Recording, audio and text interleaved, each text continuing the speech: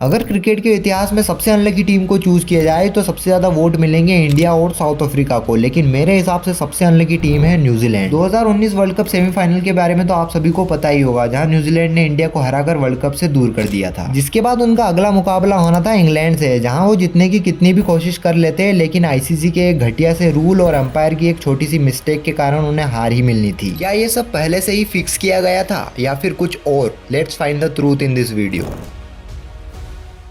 अगर हम देखें तो न्यूजीलैंड ने पिछले कुछ सालों में सिर्फ एक ही आईसीसी ट्रॉफी जीती है और वो थी 2000 की चैंपियंस ट्रॉफी। उसके बाद से न्यूजीलैंड ने सिर्फ एक ही बार ओडीआई वर्ल्ड कप का फाइनल खेला था, जो कि था 2015 का, जहां ऑस्ट्रेलिया ने उनको 7 विकेट से हराकर वर्ल्ड कप अपने नाम किया था। जिसके बाद वर्ल्ड कप 2019 में उनकी जर्नी कुछ सही नहीं रहती है। न्यूजीलैंड ने अपने लीग स्टेज के 9 मैचेस में से सिर्फ 5 मैच में ही जीत हासिल की थी। जिसके बाद न्यूजीलैंड इंडिया को सेमीफाइनल में हराकर back to back second time world cup final में आ जाती है। और अब उनके फैंस को भी लगने लगा था कि इस बार तो न्यूजीलैंड वर्ल्ड कप फाइनल जीत जाएगी, क्योंकि न्यूजीलैंड ने इंडिया को सेमीफाइनल में बहुत टफ सिचुएशन में हराया था। और अब बहुत सारी उम्मीद और उत्साह लेकर न्यूजीलैंड फाइनल खेलने आती है, जहां वो टॉस जीतकर पहले बैटिंग करने का फैसला करते हैं। जहां न्यूजीलैंड के लिए हेनरी निकल्स 55 रन की लाजवाब पारी खेलते हैं और वहीं उनके साथ केन विलियमसन 30 रन और टॉम लेथम 47 रन बनाते हैं और न्यूजीलैंड बना देती है 241 रन। और अब न्यूजीलैंड के लिए इस टोटल को डिफेंड करना मुश्किल था, क्योंकि सेमीफाइनल की मैच की कंडीशन और फाइनल की मैच की कंडीशन अलग अलग थी। जैसे ही इंग्लैंड बैटिंग करने आती है तो जॉनी बेस्टो और जेसन रॉय की थोड़ी सी पार्टनरशिप के बाद इंग्लैंड के बैक टू बैक विकेट्स गिरने लग जाते हैं और स्कोर 84 रन पे 4 विकेट था। फिर आते हैं Ben Stokes and Jos Buttler और ये दोनों ऐसी इंपॉर्टेंट पार्टनरशिप करते हैं जिसने इंग्लैंड को गेम में वापस ला दिया था। पर तभी 45th ओवर में 59 के स्कोर पर जोस बटलर कैच आउट हो जाते हैं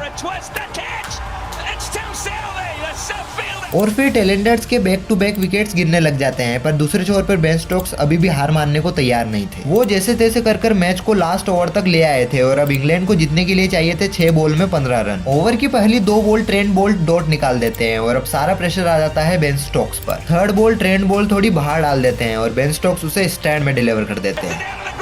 अब चाहिए थे 3 बॉल में 9 रन और यही वो टाइम था जब क्रिकेट की हिस्ट्री का एक ऐसा मूवमेंट होता है जो सब कुछ बदल कर रख देता है। जैसे ही बॉलर बॉल डालते हैं, बेन स्टोक्स लेग साइड की तरफ शॉट मारते हैं और बॉल चली जाती है मार्टिन गप्टिल के हाथ में। वहीं बेन स्टोक्स 1 रन पूरा करने के बाद दूसरे रन के लिए भागते हैं और जैसे ही मार्टिन गप्टिल थ्रो मारते हैं, बॉल बेन स्टोक्स के बैट से लगकर बाउंड्री की ओर चली जाती है और इंग्लैंड को अंपायर 6 रन दे देते हैं। एंड ये सबसे कॉन्ट्रोवर्शियल एंड वर्स्ट डिसीजन बन जाता है of the entire cricket history. जिसके बाद अगली ball Trent Boult perfect yorker मारते हैं, जिसे स्टोक्स सामने की तरफ खेलते हैं और 1 रन होने के बाद जैसे ही दूसरे रन के लिए भागते हैं तो नॉन स्ट्राइकर एंड पे आदिल रशीद रन आउट हो जाते हैं। और अब इंग्लैंड को जीतने के लिए चाहिए थे 1 बॉल में 2 रन। स्टोक्स शॉट खेलते हैं और जैसे ही दूसरे रन के लिए भागते हैं तो नॉन स्ट्राइकर एंड पे मार्क वुड को ट्रेंट बोल्ट रन आउट कर देते हैं और मैच हो जाता है ड्रॉ और चला जाता है सुपर ओवर के लिए, जहां इंग्लैंड के लिए बैटिंग करने आते हैं Ben Stokes and Jos Buttler और ये दोनों मिलकर बना देते हैं 15 रन। और अब न्यूजीलैंड को जीतने के लिए बनाने थे 16 रन। और अगर सुपर ओवर भी ड्रॉ होता है तो बाउंड्री काउंट रूल के अकॉर्डिंग जिस टीम ने ज्यादा बाउंड्री लगाई होगी उसे विनर डिक्लेयर कर दिया जाएगा, जिसमें न्यूजीलैंड की 16 और इंग्लैंड की टोटल 24 बाउंड्रीज थी। यानी कि अब न्यूजीलैंड को वर्ल्ड कप जीतने के लिए 16 रन बनाने थे। न्यूजीलैंड के लिए बैटिंग करने आते हैं जिमी नीशम और मार्टिन गप्टिल और इंग्लैंड के लिए बॉलिंग करने आते हैं जोफ्रा आर्चर और उनकी पहली बॉल वाइड चली जाती है। देन फर्स्ट लीगल बॉल पर आते हैं 2 रन एंड नेक्स्ट बॉल को जिमी नीशम स्टैंड में डिलीवर कर देते हैं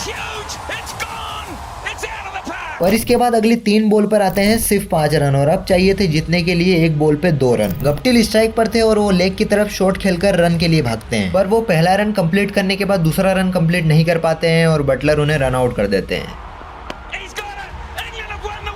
एंड इंग्लैंड वर्ल्ड कप जीत जाती है और लाखों न्यूजीलैंड फैंस का सपना और दिल दोनों टूट जाता है। पर बात यहीं पर खत्म नहीं होती है, क्योंकि जब बेन स्टोक्स के बैट से लगकर बॉल बाउंड्री की तरफ चली जाती है तो अंपायर उसे 6 रन क्यों दे देते हैं। आईसीसी के रूल्स के अकॉर्डिंग अगर कोई फील्डर के थ्रो फेंकने के टाइम बैट्समैन एक दूसरे को क्रॉस नहीं कर पाते हैं तो स्ट्राइकर बैट्समैन को नॉन स्ट्राइक पर ही रहना पड़ेगा। यानी कि इस बॉल पर 6 नहीं 5 रन दिए जाने थे और स्ट्राइक पर बेन स्टोक्स नहीं आदिल रशीद को होना चाहिए था। जिसके बाद ट्रेंट बोल्ट आदिल रशीद का क्या हाल करते ये तो हम सबको पता ही है। पर यही सवाल जब मैच के अंपायर कुमार धर्मसेना से पूछा गया तो वो कहते हैं I will never regret my decision, यानी कि मुझे मेरे डिसीजन पर कभी पछतावा नहीं होगा। इन सब बातों को सुनकर आपको लग रहा होगा कि अंपायर की एक छोटी सी मिस्टेक से एक टीम वर्ल्ड कप जीतते जीतते रह गई, पर इसके अलावा भी एक और चीज थी जिससे न्यूजीलैंड को वर्ल्ड कप नहीं मिला और वो था बाउंड्री काउंट रूल। यानी कि अब कौन सी टीम वर्ल्ड कप जीतेगी या फिर हारेगी ये डिसाइड होना था इस घटिया से रूल से। पर इस वर्ल्ड कप के बाद आईसीसी ने इस रूल को हटा दिया था, लेकिन शायद अब बहुत देर हो चुकी थी। ये world cup final one of the greatest finals में से एक था जो कि क्रिकेट की हिस्ट्री में कभी नहीं भूला जाएगा। So that's it in this video. आपकी क्या राय है इस फाइनल को लेकर मुझे कमेंट में जरूर बताना। बाकी जल्द ही मिलेंगे किसी न्यू वीडियो में, तब तक के लिए गुड बाय।